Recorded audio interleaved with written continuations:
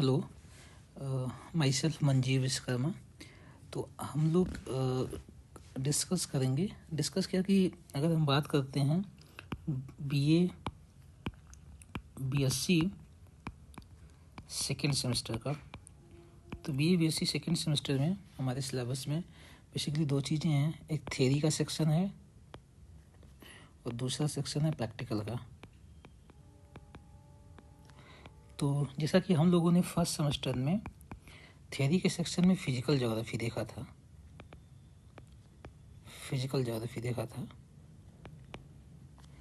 और second semester में हम लोग देखेंगे ह्यूमन ज्योग्राफी। तो सेकेंड सेमेस्टर में जो हम लोग का थ्योरी का सेक्शन होगा वो ह्यूमन ज्योग्राफी होगा। तो धीरे धीरे करके एपिसोड वाइज हम लोग ह्यूमन ज्योग्राफी का जो सिलेबस है बीए सेकेंड सेमेस्टर का या बीएससी सेकेंड सेमेस्टर का, उसको कवर करने की कोशिश करेंगे। तो पहले थोड़ा सा हम लोग इंट्रोडक्शन में आए तो हम समझते हैं कि ये ज्योग्राफी कैसे पढ़ा जाना है। तो जैसे कि हम लोगों ने फर्स्ट सेमेस्टर में जब इंट्रोडक्टरी क्लासेस चल रही थी तो उस इंट्रोडक्टरी क्लासेस में हमने समझने की कोशिश किया था ज्योग्राफी होता क्या एग्जैक्टली। तो हम लोगों ने देखा था ज्योग्राफी के पढ़ने के दो तरीके होते हैं। एक तरीका होता है सिस्टेमैटिक ज्योग्राफी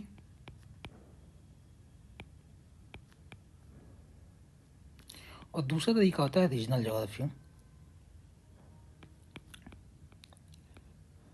तो हमने ये बताया था कि सिस्टेमैटिक ज्योग्राफी वो ब्रांच ऑफ ज्योग्राफी होती है जिसमें हम ज्योग्राफिकल फिनोमिना को, किसी भी भौगोलिक घटना या परिघटना को, ज्योग्राफिकल फिनोमिना हो गया, इवेंट हो गया, कोई फैक्ट हो गया, उसकी सिस्टेमैटिक स्टडी करते हैं। सिस्टेमैटिक स्टडी मतलब कि वो घटना क्या है, व्हाट इज़ द फिनोमिना या व्हाट इज़ द फैक्ट, कौन सा भौगोलिक तथ्य क्या है। फॉर एग्जांपल माउंटेन्स क्या हैं, पहला क्वेश्चन ये होता है। दूसरा वेयर, वो माउंटेन्स कहाँ पर हैं। थर्ड क्वेश्चन है कि हाउ, वो माउंटेन्स बने कैसे। व्हाट, वेयर, हाउ एंड क्यों हैं वो, वाई। जब ऐसे पर्टिकुलर क्वेश्चंस किसी एक टॉपिक के अराउंड रिवॉल्व करते हैं तो ये अप्रोच कहीं ना कहीं एक सिस्टमेटिक अप्रोच की तरफ ले जाता है। दैट मीन्स कि हम किसी एक सब्जेक्ट को, हमारा इशू क्या होता है, रीजन नहीं होता है, सब्जेक्ट होता है, या वो फैक्ट होता है, या वो ज्योग्राफिकल फिनोमिना होता है, या वो ज्योग्राफिकल इवेंट होती है। इस हम सब्जेक्ट को या इस हम फैक्ट, ज्योग्राफिकल फैक्ट के बारे में हम डीप इंक्वायरी, हम काफ़ी इंक्वायरी करते हैं। उस इंक्वायरी के जितने भी फैक्ट होते हैं उस फैक्ट को हम लोग एक सिस्टमेटिक अरेंजमेंट में लगाकर उसकी हम स्टडी करते हैं। तो एक तरीका ये होता है। दूसरा तरीका, तो इसी सिस्टमेटिक ज्योग्राफी ये होती है। तो हम बात करें कि ज्योग्राफी में कितनी चीज़, सिस्टमेटिक ज्योग्राफी में क्या क्या कंटेंट है जिसकी हम सिस्टमेटिक स्टडी कर सकते हैं। तो ज्योग्राफी क्या है, पहले हमें ये जानना पड़ेगा, व्हाट इज़ ज्योग्राफी। जब हम ज्योग्राफी की बात करते हैं कि ज्योग्राफी क्या है, व्हाट इज़ ज्योग्राफी, तो ज्योग्राफी में आते हैं तो हम एक लेमैन की डिफिनेशन में आए। जैसा कि हमने फर्स्ट सेमेस्टर में देखा था कि ज्योग्राफी दो टर्म से मिलकर बना हुआ है, जियो प्लस ग्राफस। तो जियो मीन्स होता है अर्थ, ग्राफस मीन्स होता है टू स्टडी। तो पृथ्वी का अध्ययन करना ही ज्योग्राफी है। तो सिस्टमेटिक ज्योग्राफी किस चीज़ को डील करती है, अर्थ को डील करती है। व्हाट, अर्थ क्या है, अर्थ को स्पेशली ज्योग्राफिकल कंटेक्स्ट में किस चीज़ को डील करता है। एक तो अर्थ पर, अर्थ की हम बात करते हैं तो ये अर्थ है। तो हम जब ज्योग्राफी की स्टडी करते हैं तो अर्थ के सरफेस पे जो इवेंट्स हो रहे हैं, अर्थ के सरफेस पे जो इवेंट हो रहे हैं, ये एक हमारा कोर होता है या सेंटर होता है या फोकस होता है। इसके अलावा अर्थ के सरफेस के नीचे की थोड़ी बहुत हम ब्रीफ स्टडी करते हैं, अर्थ के सरफेस के ऊपर की स्टडी करते हैं। तो इस प्रकार के अर्थ के सरफेस पे चीज़ें किस रूप में पाई जाएंगी, अर्थ के सरफेस पे जो चीज़ें पाई जाएंगी वो दो कैटेगरी की होंगी। एक ऐसी चीज़ें जो फिजिकल होंगी, जो भौतिक होंगी, मीन्स जिसे नेचर बनाती है या नेचर प्रोड्यूस करती है। दूसरी चीज़ क्या है, ह्यूमन और ह्यूमन मेड प्रोसेसेस। दूसरी चीज़ें क्या है, ह्यूमन और ह्यूमन इंड्यूस्ड या human made processes, fact, phenomena या लैंडस्केप्स को स्टडी करते हैं। इस प्रकार से अगर हम बात करते हैं कि ज्योग्राफी को जब स्टडी करते हैं सिस्टमेटिकली तो अर्थ के सरफेस पे होने वाले प्रोसेसेस, फिनोमिना, एक्टिविटीज़ की स्टडी करते हैं। तो जब हम एक्टिविटीज़ की स्टडी करेंगे तो हमको दो कंपोनेंट मिलेंगे, एक उसका फिजिकल कंपोनेंट, दैट मीन्स कि अर्थ का फिजिकल कंपोनेंट, अर्थ का फिजिकल कंपोनेंट, अर्थ का फिजिकल कंपोनेंट, उसके अलावा अर्थ पे पाए जाने वाले ह्यूमन। तो हमने फर्स्ट सेमेस्टर में इसी फिजिकल कंपोनेंट की स्टडी किया था। हमने ये देखा था कि पृथ्वी की उत्पत्ति कैसे हुई, अर्थ की ओरिजिन के बारे में हमने देखा था, ये कौन कौन से सिद्धांत हैं जो पृथ्वी की ओरिजिन के बारे में बताते हैं। फिर हमने ये देखा था कि इंटीरियर ऑफ द अर्थ, पृथ्वी के आंतरिक संरचना के बारे में हमने अध्ययन किया था, डिटेल्स अध्ययन किया था कि interior of the earth, I think सबको मालूम होगा, इंटीरियर ऑफ द अर्थ के बारे में हम लोगों ने काफ़ी डिटेल डिस्कशन किया था। उसके बाद हम लोगों ने देखा था कि जब हम इंटीरियर ऑफ द अर्थ पे आते हैं तो हम लोग देखा था कि अर्थ मूवमेंट की बात क्या था। अर्थ मूवमेंट में हमने देखा था कि इंडोजेनिक फोर्सेस क्या क्या होते हैं, इंडोजेनिक फोर्सेस क्या होते हैं, एक्सोजेनिक फोर्सेस क्या होते हैं, ठीक। फिर क्या कहते हैं, प्लेट टेक्टोनिक्स देखा था कि कैसे प्लेट्स मूव कर रही हैं, और प्लेट मूवमेंट से क्या होता है कि कहीं पर फोल्ड माउंटेन बन रहे हैं, कहीं पर फॉल्ट माउंटेन बन रहे हैं, इन सब चीज़ों को देखा था। फिर हमने रिलीफ फीचर्स की बात किया था। रिलीफ फीचर के बारे में हमने डिस्कस किया था कि 3 टाइप के रिलीफ फीचर होते हैं। फर्स्ट ऑर्डर के रिलीफ फीचर्स जो जनरली क्या होता है बड़े लेवल पे कि कॉन्टिनेंट और ओशन।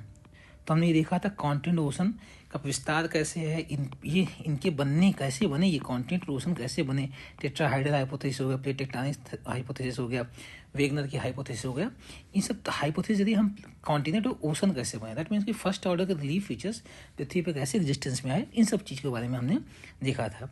उसके बाद सेकंड ऑर्डर के रिलीफ फीचर्स आते हैं। सेकंड ऑर्डर के रिलीफ फीचर्स क्या होते हैं, बेसिकली हमने बताया था कि फोल्ड माउंटेन और फॉल्ट माउंटेन हो गया, दैट मीन्स कि माउंटेन्स हो गया, प्लेट्यू हो गया और प्लेन्स हो गया, ये कैसे बने। तो हमने देखा माउंटेन्स बिल्डिंग की थ्योरी देखा, कोबर की थ्योरी देखा था, प्लेट टेक्टोनिक्स थ्योरी देखा था, ऐसी कई थ्योरी हमने देखा कि माउंटेन कैसे बनते हैं। फिर फोल्ड माउंटेन क्या होते हैं, फॉल्ट माउंटेन कैसे होते हैं, types of fold mountain 6-7 type का हमने फोल्ड माउंटेन पढ़ा था। फोल्ड कौन कौन से होते हैं, फॉल्ट देखा था, रिवर्स फॉल्ट, नॉर्मल फॉल्ट, इस चीज़ हमने फर्स्ट सेमेस्टर में देख लिया था। तो इस और थर्ड ऑर्डर के relief features, third order relief feature ने बताया था ये ऐसे रिलीफ फीचर होते हैं जहाँ पर इंडोजेनिक और एक्सोजेनिक फोर्सेस दोनों साथ में काम करती हैं। जैसे कि land form made by river, land form made by river, नदियाँ जो बनाती हैं, मतलब fluvial land form, fluvial land form में जैसे कि कैनियन, कर्व्स, वाटरफॉल, ये सब देखा ना, डेल्टा, ये सब चीज़ देखा गया था। इसके अलावा land form made by glaciers, तो हमने देखा था, पूरा डायग्राम बना के देखा था। फिर विंड के द्वारा बनाए गए लैंड फॉर्म कौन कौन से हैं, ज्यूजेन, इंसलबर्ग, मशरूम रॉक, इन सब के बारे में हमने देखा था। तो ये सब चीज़ें हमने देखा था। इसके अलावा हमने, तो ये हो गया फिजिकल वाले में। फिर फिजिकल को हम थोड़ा सा और डिटेल से देखें तो फिजिकल ज्योग्राफी में ये सब चीज़ तो आता है, लेकिन फिजिकल ज्योग्राफी में जो हमने फर्स्ट सेमेस्टर में पढ़ा था, तो फिजिकल ज्योग्राफी पढ़ा था, फर्स्ट सेमेस्टर में पढ़ा था फिजिकल ज्योग्राफी। तो फिजिकल ज्योग्राफी को हमने 3 या 4 कैटेगरी में डिवाइड किया था। एक तो हमने लिथोस्फीयर देखा था, ये सब चीज़ें बताया, ये लिथोस्फीयर के अंतर्गत आती हैं। फिर हमने देखा था हाइड्रोस्फीयर, हाइड्रोस्फीयर तो वो हमने लास्ट सेमेस्टर में देखा था। इसके अलावा फिर हमने बायोस्फीयर देखा था, बायोस्फीयर में प्लांट्स और लाइफ फॉर्म्स हो गए, कौन कौन से वेजिटेशन हो गए, एनिमल जोन्स कौन कौन से पाए जाते हैं। इसके अलावा एटमॉस्फेयर हमने देखा था। तो ये सब चीज़ें हमने काफ़ी एक्सटेंसिवली डेवलप की थी लास्ट सेमेस्टर में। इस सेमेस्टर में इसी ज्योग्राफी का सिस्टमेटिक अप्रोच में हमने बताया कि इस प्रकार से 2 ज्योग्राफी हो जाती हैं, एक फिजिकल ज्योग्राफी और दूसरा ह्यूमन ज्योग्राफी भी एक सिस्टमेटिक ज्योग्राफी है। इस पूरे से ये पता चलता है कि जब हम ज्योग्राफी स्टडी करते हैं तो एक तरीका सिस्टमेटिक जो होता है, सिस्टमेटिक में एक एक घटना, जैसे हम देखिए यहाँ पर माउंटेन ले लिए, नदियों द्वारा बनाए गए लैंडफॉर्म ले लिए, एक एक ज्योग्राफिकल फैक्ट या फिनोमिना ले रहे हैं और उसकी हम काफ़ी डिटेल स्टडी कर रहे हैं।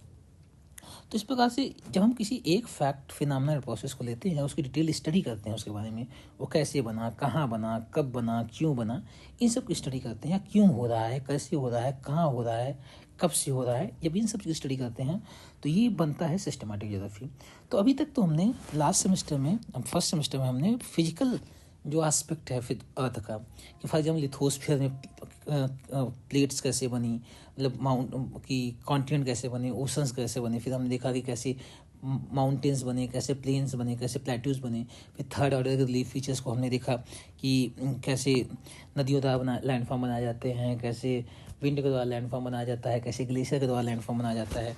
फिर ऐसे हाइड्रोस्फीयर में ओशंस कब बने, फिर ओशंस में क्या क्या चीज़ें, ओशंस का टेम्परेचर कैसा होता है, ओशन के टेम्परेचर के बारे में हम लोगों ने देखा डिटेल से। उसके बाद ओशन के टेम्परेचर के बाद हम लोगों ने ओशन के टेम्परेचर के डिस्ट्रीब्यूशन के बाद सैलिनिटी कहाँ कहाँ ओशन में कैसी कितनी सैलिनिटी पाई जाती है, ओशन में कौन कौन से रिसोर्सेज पाए जाते हैं, ओशन में कैसे डिपॉजिट्स पाए जाते हैं, ओशन में जो करेंट्स बहती हैं उन करेंट्स के बारे में हमने देखा। तो ओशन में जो एक एक घटना के बारे में हमने काफ़ी पर्टिकुलर घटना के बारे में स्टडी किया था। ऐसे ही प्लांट्स के बारे में हमने स्टडी किया, कौन कौन से बायोम पाए जाते हैं।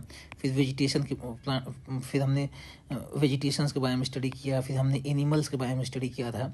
एटमॉस्फेयर में हमने एटमॉस्फेयर में विंड के बारे में पढ़ा, टेम्परेचर के बारे में पढ़ा, प्रेसिपिटेशन के बारे में पढ़ा। ऐसे हमने न्यूमरस टॉपिक्स कवर किया था जो फिजिकल ज्योग्राफी के टॉपिक्स थे। तो जब हम ज्योग्राफी में आते हैं तो ज्योग्राफी को सिस्टमेटिकली दो ब्रांच में डिवाइड कर सकता है। ज्योग्राफी को जब हम सिस्टमेटिक ज्योग्राफी के अप्रोच में देखते हैं तो दो ब्रॉड कैटेगरी में डिवाइड किया जा सकता है। कौन? एक फिजिकल ज्योग्राफी जो हमने फर्स्ट सेमेस्टर में पढ़ लिया था, और इस सेमेस्टर में हमारा पढ़ने का उद्देश्य होगा ह्यूमन ज्योग्राफी। अर्थ के सरफेस पे ह्यूमन की जो फिनोमिना है, मानव की जो घटनाएं हैं, ह्यूमन के जो प्रोसेसेस हैं, मानव जो जो प्रक्रियाएँ करता है, मानव की जो जो एक्टिविटीज़ हैं, मानव जो जो एक्टिविटीज़ अर्थ के सरफेस करता है, मानव भी कुछ लैंडस्केप या लैंड फॉर्म्स क्रिएट करता है। तो मानव द्वारा बनाए गए लैंड फॉर्म्स और उनको बहुत दोहरा टर्म में लैंडस्केप कहा जाता है। कुछ मानव बनाता है, मानव जैसे बस्तियाँ बनाता है, सड़क बनाता है, रोड बनाता है, ट्रांसपोर्ट बनाता है। ठीक, इन सब चीज़ों की स्टडी करना ह्यूमन ज्योग्राफी है। तो सिंपली क्या है कि ह्यूमन ज्योग्राफी क्या है? ह्यूमन ज्योग्राफी वो ब्रांच ऑफ ज्योग्राफी है जो अर्थ के सरफेस पे रहने वाले ह्यूमन का, जो अर्थ और ह्यूमन के बीच में इंटरेक्शन है, इस इंटरेक्शन की स्टडी करता है। कैसे ह्यूमन अर्थ से इंटरेक्ट हो रहा है, कैसे ह्यूमन अर्थ को इम्पैक्ट डाल रहा है, इन टर्न ह्यूमन कैसे इम्पैक्टेड है इन्वायरमेंट और इन्वायरमेंटल कंडीशन। इन्वायरमेंट अर्थ मतलब यहाँ पर हम जब हम ह्यूमन ज्योग्राफी में बात करेंगे तो फिजिकल अर्थ मीन्स होता है इन्वायरमेंट कंसिडर करेंगे। तो कैसे ह्यूमन और इन्वायरमेंट यहाँ क्या रिप्रेजेंट करता है? पूरा फिजिकल ज्योग्राफी या फिजिकल अर्थ जो है उसका इन्वायरमेंट में आता है बायोस्फीयर, लिथोस्फीयर। इन्वायरमेंट क्या होता है? इन्वायरमेंट एक ऐसा इंटरफेस होता है जहाँ पर सब चीज़ें पाई जाती हैं। हाइड्रोस्फीयर, लिथोस्फीयर, एटमॉस्फेयर, जहाँ सब चीज़ें इंटरक्रॉस करती हैं, यहाँ इन्वायरमेंट बनता है। तो इन्वायरमेंट सिंपल टर्म में एक ट्रू रिप्रेजेंटेटिव है जो सब चीज़ को रिप्रेजेंट करता है, चाहे वो फिजिकल ज्योग्राफी, चाहे वो लिथोस्फेरिक एस्पेक्ट हो, चाहे हाइड्रोस्फेरिक एस्पेक्ट हो, चाहे एटमॉस्फेरिक एस्पेक्ट, सभी को ये रिप्रेजेंट करता है। तो इस प्रकार से हम बार बार ह्यूमन ज्योग्राफी में एक टर्म यूज़ करेंगे इन्वायरमेंट। तो environment means physical environment. Environment मतलब फिजिकल इन्वायरमेंट, वो इन्वायरमेंट जहाँ पर जिसमें लिथोस्फीयर है, वो इन्वायरमेंट जिसमें एटमॉस्फेयर है, जिसमें हाइड्रोस्फीयर है, ये सब जब कोलैश होते हैं, एक साथ मिलते हैं, तो उसे कहा जाता है कि वो एक फिजिकल इन्वायरमेंट बन रहा है। तो इस प्रकार से अगर हम बात करते हैं कि तो यहाँ हमारा मेन मकसद होगा कि हम ह्यूमन एस्पेक्ट को, ज्योग्राफी के ह्यूमन एस्पेक्ट समझते हैं। कैसे ह्यूमन क्या है और कैसे ह्यूमन मैन और इन्वायरमेंट के बीच में क्या रिलेशनशिप है, रिलेशनशिप को ड्राइव करने वाले फोर्सेस कौन कौन से हैं, वो प्रोसेसेस कौन कौन से हैं जिससे ह्यूमन और इन्वायरमेंट इंटरेक्ट करता है। तो अगर हम आगे आएँ कि हम जब बात करते हैं कि ह्यूमन ज्योग्राफी, तो ह्यूमन ज्योग्राफी का अगर हम बात करते हैं ह्यूमन ज्योग्राफी, तो ह्यूमन ज्योग्राफी का कोर है क्या? इन्वायरमेंट मतलब फिजिकल इन्वायरमेंट और ह्यूमन का इंटरेक्शन, इसका कोर सब्जेक्ट है। ये कैसे? फिजिकल इन्वायरमेंट मतलब लिथोस्फीयर, हाइड्रोस्फीयर और एटमॉस्फीयर, या फिर बायोस्फीयर भी ऐड कर लीजिए। ये बायोस्फीयर के साथ जो फिजिकल इन्वायरमेंट कैसे ह्यूमन और ये इंटरेक्ट होता है, तो इंटरेक्शन के कौन कौन से फोर्सेस हैं जो ह्यूमन और इन्वायरमेंट को इंटरैक्ट करवाते हैं। इसके अलावा इंटरेक्शन किन किन प्रक्रियाओं में हो रहा है और इंटरेक्शन के फलस्वरूप कौन कौन से फैक्ट्स जनरेट हो रहे हैं या कौन कौन से लैंडस्केप्स क्रिएट हो रहे हैं, इन सभी चीज़ों को स्टडी करना ही ह्यूमन ज्योग्राफी का मेन उद्देश्य है। तो हमारा अगर हम आते हैं अपने सिलेबस पे, तो एक ओवरव्यू लेंगे आज के क्लास में कि क्या है सिलेबस में। पहले हम लोग ये समझने की कोशिश करेंगे कि ह्यूमन ज्योग्राफी क्या है, मीन्स इसका मीनिंग देखेंगे। फिर हम लोग देखेंगे कि ह्यूमन ज्योग्राफी की मीनिंग के बाद हम लोग देखेंगे इसका नेचर कैसा है, क्या है नेचर ह्यूमन ज्योग्राफी का, फिर इसका स्कोप देखेंगे कि ह्यूमन ज्योग्राफी किन किन चीज़ों को डील करता है, एक ब्रॉडर टर्म्स में ह्यूमन ज्योग्राफी कहाँ लाई करता है, किस किस चीज़ की स्टडी है ह्यूमन ज्योग्राफी। बाद में हम लोग देखेंगे ह्यूमन ज्योग्राफी का डेवलपमेंट, ये कौन कौन से डेवलपमेंट, कौन कौन से मेजर जोग्राफर्स आए, कौन कौन से मेजर वर्क्स किए हैं जिनके जरिए हम ह्यूमन ज्योग्राफी को या ह्यूमन ज्योग्राफी एक डिसिप्लिन के रूप में, सेपरेट डिसिप्लिन, फिजिकल ज्योग्राफी अपने आप से अलग एक इंडिपेंडेंट ब्रांच बन सकी है, उन सब चीज़ों की स्टडी करेंगे। तो हम लोग देखेंगे कि कैसे ये इसके डेवलपमेंट कैसे इसका इंडिया में हुआ, चाइना में कैसे हुआ, रसिया में, अमेरिका में, फ्रांस में, जर्मनी में, इन सब जगहों पर कैसे इसका डेवलपमेंट हुआ। फिर हम लोग देखेंगे कैसे मैन और इन्वायरमेंट के बीच में जो रिलेशनशिप है, जो हम बात करें ना, इसके बारे में हम लोग इन डिटेल स्टडी करेंगे कैसा रिलेशनशिप है। बाद में कुछ थेरीज हैं कि मैन और इन्वायरमेंट के बीच कैसा रिलेशनशिप, उसके लेकर कुछ सिद्धांत हैं, उन सिद्धांतों का अध्ययन करेंगे। फिर हम लोग देखेंगे कि मानव की रेस के बारे में, मानव की प्रजाति के बारे में, उसके पॉपुलेशन के बारे में, उसका पॉपुलेशन कैसा है। फिर हम लोग उस पॉपुलेशन का डिस्ट्रीब्यूशन, डेंसिटी, ये सब चीज़ के बारे में हम लोग डिटेल डिस्कशन करेंगे। फिर जब मानव की जनसंख्या हुई तो मानव माइग्रेट करना, मूव करने लगा, तो उसके माइग्रेशन देखेंगे कि मानव कहाँ से कहाँ जाता है, कोई पर्सन एक स्थान को छोड़कर दूसरे स्थान जाता है तो क्यों जाता है, उसके पीछे कौन कौन से ड्राइविंग फैक्टर्स हैं, इन सब की हम लोग डिटेल स्टडी करेंगे।